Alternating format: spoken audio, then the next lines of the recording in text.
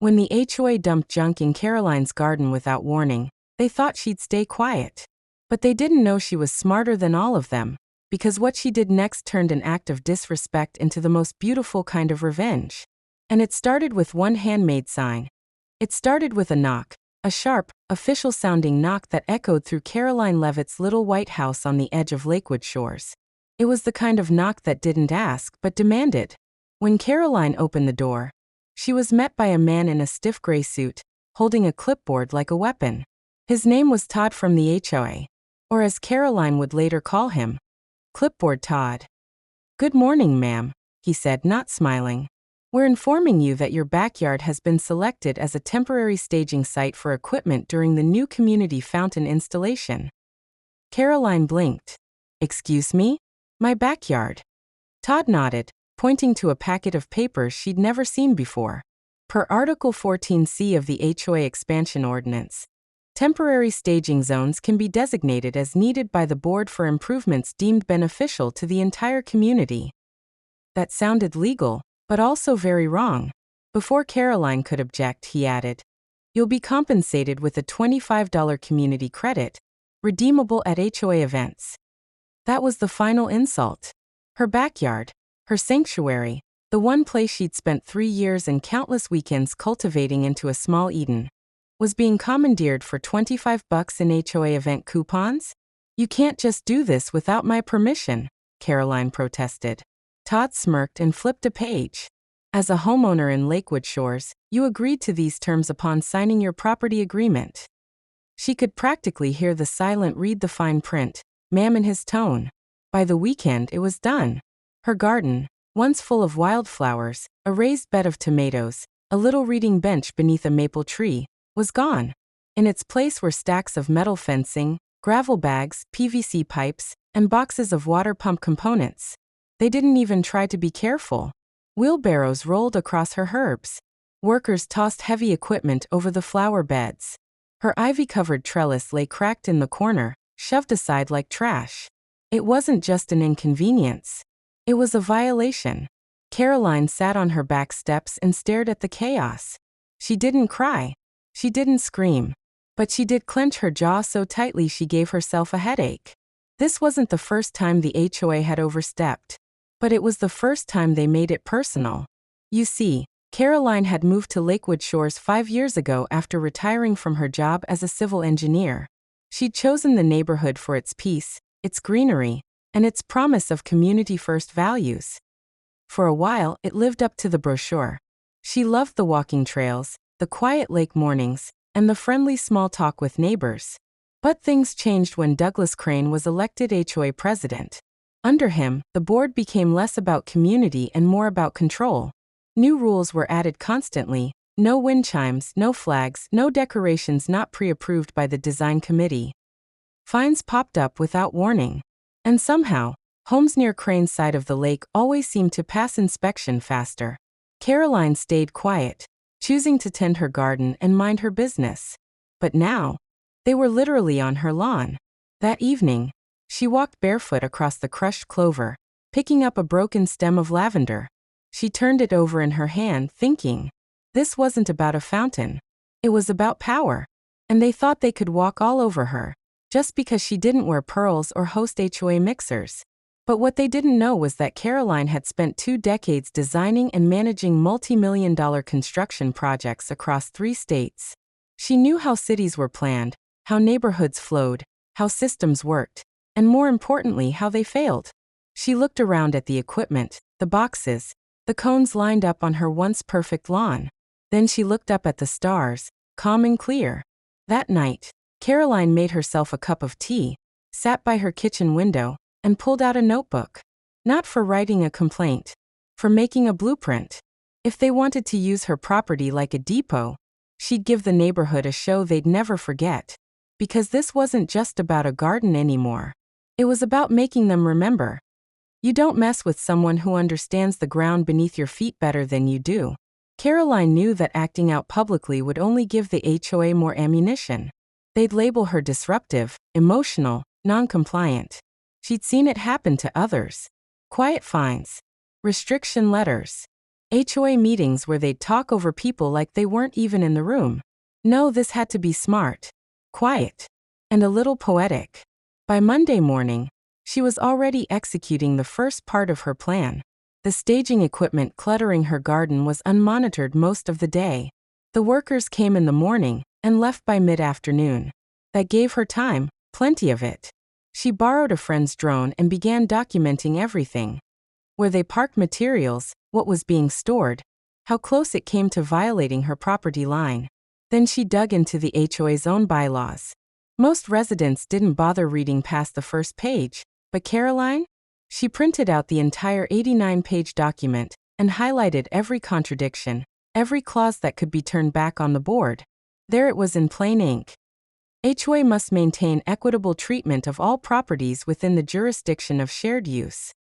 But what Karoline really wanted wasn't legal. It was symbolic. While the HOA was busy building a fountain, she would build something of her own, on the very patch of land they had overrun. She started by moving what she could of her crushed plants into pots, and setting them along the far edge of her yard. Then she cleaned up a small corner the workers didn't touch, and built a simple wooden sign. Hand-painted in bold white letters, it read, "Take what you need, Community Giveaway Garden." It started with one small table and a few baskets. She filled them with vegetables from her surviving garden bed, tomatoes, basil, cucumbers, and left them out by the sidewalk. She posted about it on the neighborhood Facebook group. The next day, 2 baskets were gone. The day after that, a young couple dropped off fresh herbs and handmade soaps. By the end of the week, Karoline had people from every corner of Lakewood Shores coming by, not just to take but to give. Homemade bread, books, tools, toys their kids had outgrown. It became a quiet rebellion. Neighbor helping neighbor, no HOA approval needed. That's when Karoline noticed something fascinating. The HOA hated it. Todd showed up again, clipboard in hand. "This giveaway setup, it's not approved landscaping." Karoline smiled sweetly. "Oh, I'm sorry, Todd. This isn't landscaping. It's an expression of neighborly goodwill." Section 12A of the bylaws encourages voluntary community outreach, doesn't it? He frowned. "We've received complaints." "I've received compliments," she countered. "Maybe we're just hearing different voices." When Douglas Crane himself finally stopped by, it wasn't to talk. It was to glare. He stood on the sidewalk in a stiff polo shirt, staring at the line of neighbors chatting by Karoline's garden fence. "This is a distraction from what we're building," he muttered. Karoline sipped her lemonade. "And yet it's growing faster than your fountain." By now, the temporary staging had gone on for weeks, and the so-called community improvement was behind schedule. Equipment began disappearing. Workers started showing up late. And the worst part for Douglas? The attention. Local news outlets picked up Karoline's story, a homeowner creating a grassroots sharing hub. The online post went semi-viral, racking up comments like, "Why can't every neighborhood have this? And this is what real community looks like." Even residents who previously stayed silent started speaking up. Why is the HOA using one person's yard without her consent? Why do we have rules that only seem to apply to some of us? At the next HOA meeting, the room was packed, standing room only. And for once, Karoline wasn't just sitting in the back row. She was at the front, holding a stack of signed letters from homeowners demanding policy revisions. As she looked around at the crowd, people of all ages, backgrounds, and stories, she realized something powerful. She didn't just reclaim her garden. She'd started a quiet movement. One tomato, one soap bar, one kind word at a time. Karoline didn't retaliate with anger. She retaliated with vision. The moment she got the letter claiming the HOA was converting her garden into temporary community storage space, she stood in stunned silence. The paper sounded official, even generous, offering a shared benefit for the neighborhood while Karoline's property was underutilized. But Karoline knew the truth. It wasn't community need. It was convenience. And more than that, it was control. The HOA had run out of space in their clubhouse, and rather than disrupt their own pristine landscaping, they decided her modest garden, tucked away and easy to access, would serve as their dumping ground. Within days, her neatly kept roses and vegetable beds were replaced with unsightly plastic bins, folding chairs, and boxes labeled with HOA meeting minutes and seasonal decorations. No one had even knocked on her door. She stared at the mess from her back porch, fingers clenched around her teacup. But if there was one thing Karoline understood, it was pressure. She hadn't spent years as a project lead in logistics for a global retail company for nothing. And if the HOA wanted to misuse her property, she'd make sure every inch of it counted.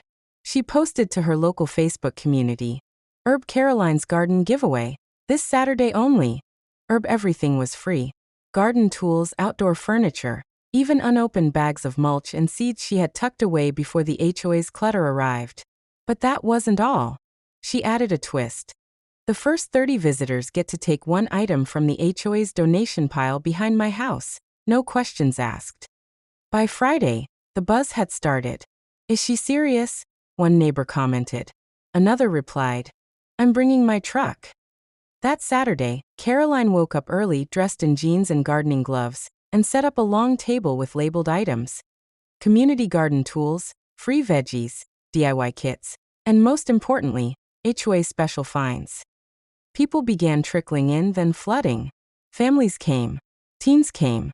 Retirees who had felt ignored by the HOA for years came. They laughed, they talked, and more importantly, they started taking things. Lawn umbrellas, broken flower pots, stacks of unused flyers, old signage. All technically HOA property, now being removed item by item. Karoline never lied. When people asked where the items came from, she simply said, "My garden." The beauty of it? She never removed the fence they installed around the storage section. She just opened the side gate, put a sign up, "Enter here for the giveaway," and let the public do the rest. By noon, the HOA's temporary storage had been reduced to a sad puddle of dented bins and packing tape. The president of the HOA, Mr. Clyde Branning, came storming onto her lawn. "Karoline, you're violating board policy." She smiled, calm and collected. "You mean by using my own property?" He opened his mouth, but had no answer. "This isn't how we solve issues," he sputtered. "No," Karoline replied. "But neither is dumping on someone's garden without permission." By the end of the day, Karoline's yard looked better than it had in weeks. Not because the storage was gone, but because it was once again hers.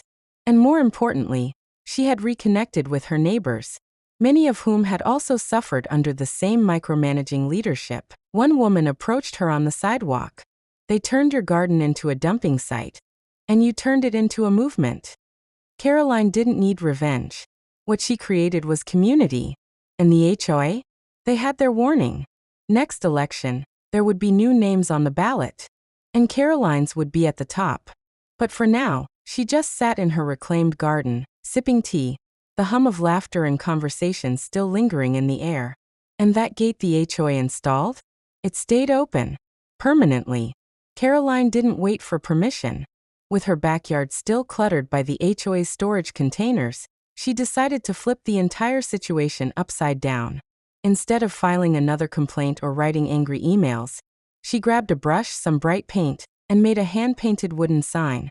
"Free stuff, community giveaway." Neighbors walking by slowed down, puzzled. "What's this?" one of them asked. Karoline smiled. "If they're going to dump junk in my yard, I may as well make sure someone gets good use out of it." The containers were full of odd leftovers. Gardening tools, seasonal decorations, and dusty boxes labeled community projects that no one had seen in years. Karoline spent the afternoon neatly arranging them across her lawn, cleaned, labeled, and tagged with cheerful messages like, "Take what you need, and give it a new home." The idea caught fire. Within hours, families from across Lakewood shores came by. Children found baseball gloves and scooters. Parents picked up flower pots, lanterns, and even old tools they needed. An elderly couple left with a matching set of wicker porch chairs they could never afford before. No one asked too many questions. Everyone understood. This was Karoline's quiet rebellion, but not with fists or fury. With generosity, warmth, wit. That weekend, Lakewood Shore's Facebook group exploded with photos of her yard. One post read, "This woman just turned HOA abuse into a neighborhood treasure hunt. Absolute legend." Another said, "When they boxed her in, she gave it all away. We don't deserve her." By Monday morning, HOA President Margot Simmons showed up at Karoline's fence, red-faced and gripping a clipboard. "This is not allowed," she snapped. "You can't hold an unapproved event on HOA-monitored property." Karoline, calm as ever, handed her a printed copy of the HOA's own bylaws. She'd highlighted a clause. "No rule prohibits the distribution of personal or abandoned items on a homeowner's lot. These things were left here without my consent," Karoline said. "I'm simply making use of them." A few neighbors had gathered nearby. Some held coffee. Others filmed the exchange. Margot noticed and tightened her grip on the clipboard. "I'll be making calls," she muttered, before walking away without another word. By the end of the day, more than half of the junk had been taken. But in its place, something better bloomed. Neighbors left thank you notes, home-baked cookies, a bouquet of flowers, even a hand-knitted welcome mat that read Karoline's Corner.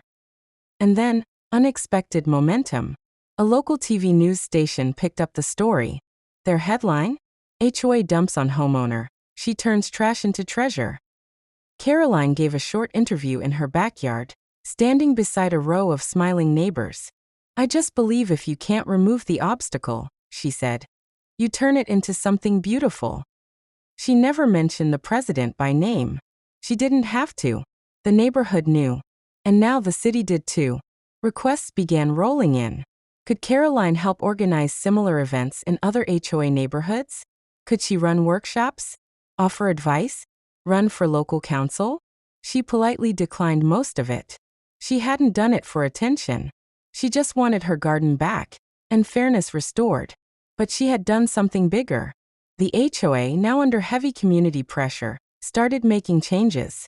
They updated outdated rules. They opened forums. They brought in third-party reviewers to assess complaints. Margot Simmons, once the queen of control, quietly resigned 3 months later. Karoline's yard? It flourished. The containers were gone. In their place, fresh flower beds, a handmade bench, and a small wooden sign painted in gold letters. "Let kindness grow." Sometimes, power is reclaimed not through force, but through grace. And Karoline proved that a little imagination, paired with a whole lot of heart, can turn injustice into inspiration. Once her garden was finally cleared, Karoline didn't waste a moment feeling bitter. She rolled up her sleeves, put on her gloves, and got to work, restoring what had been taken from her, one small section at a time. But this wasn't just about flowers or fences anymore. It was about purpose. She started with the soil, turning it over gently, loosening roots that had been suffocated by months of junk and neglect. Her hands moved with calm precision. Not angry, just focused. She planted wildflowers first. Daffodils, marigolds, and a few tough little daisies that had always reminded her of resilience. But then she added something new. A handmade wooden bench with one word carved into the backrest. Lend. It wasn't for sitting, not really. It was a lending bench. On it, she placed a few small garden tools she no longer used, some gloves, even an extra watering can. Above the bench was a sign. Borrow what you need. Return it when you can. And if you don't return it, just use it well.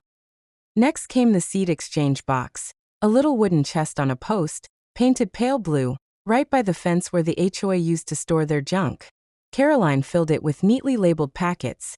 Basil, tomatoes, cosmos, sunflowers, even rare heirloom beans she'd saved from her mother's garden years ago. And next to that box, she planted a small placard in the soil. Hand-painted. Simple. "This garden gives back, because no one grows alone." At first, it was quiet. One neighbor dropped off extra cucumber seeds. Another left a folded note on the bench. "Thanks for the gloves. Saved me from thorns."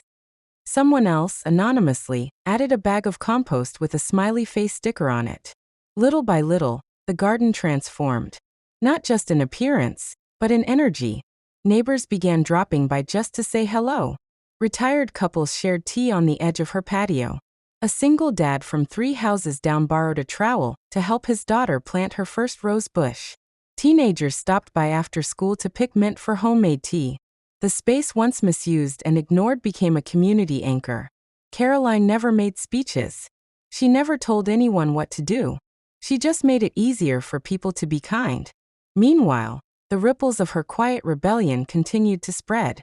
Douglas Crane, the once feared now infamous HOA president, began showing signs of strain. He stopped showing up to meetings.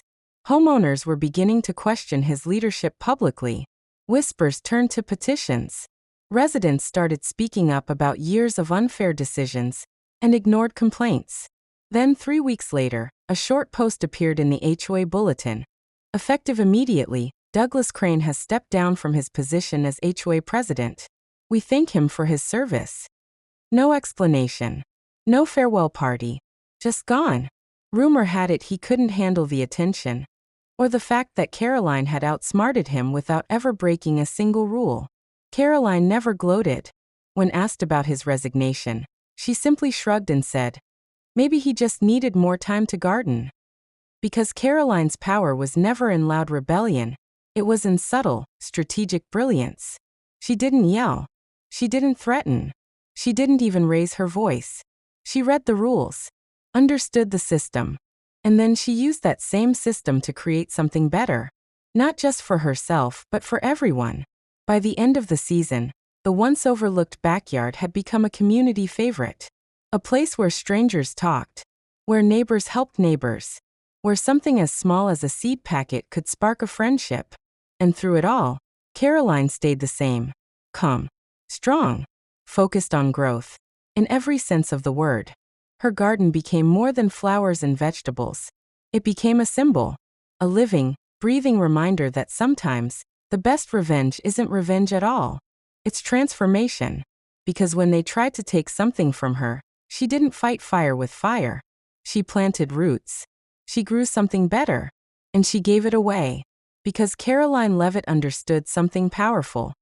True leadership isn't about control. It's about creation. And in the end, she didn't just win back her garden. She made it bloom for everyone. If this story moved you, inspired you, or made you think twice, don't forget to hit that like button and subscribe. At Unseen Genius, we uncover the stories of everyday heroes, silent warriors, and brilliant minds the world often overlooks. Be part of our journey, because the next genius might just be you.